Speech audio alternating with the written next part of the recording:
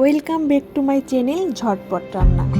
আমি আপনাদের সাথে টাটকানি মাছের একটা মজাদার রেসিপি শেয়ার করব। আমি নিয়ে নিয়েছি আলু আর বেগুন, তারপর মাছ নিয়ে নিয়েছি, তারপর দিয়ে দিয়েছি পেঁয়াজ কুচি, স্বাদ মতো হলুদের গুঁড়া,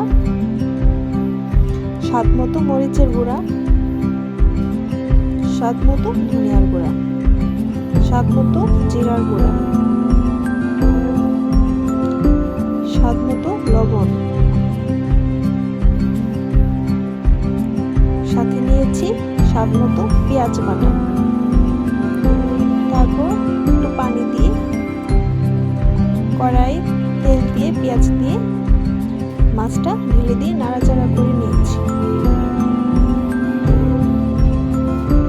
তারপর অল্প একটু পানি দিয়ে মাছটা ভালো করে কষিয়ে নিয়েছি।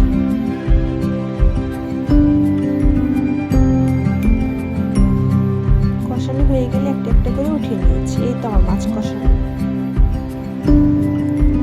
তারপর আলু বেগুন দিয়ে কষিয়ে নিয়েছি, মতো পানি দিয়েছি, নাড়াচাড়া করেছি, ঢেকে দিয়েছি।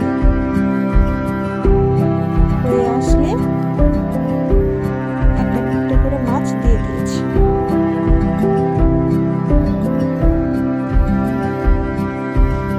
এই তো হয়ে গিয়েছে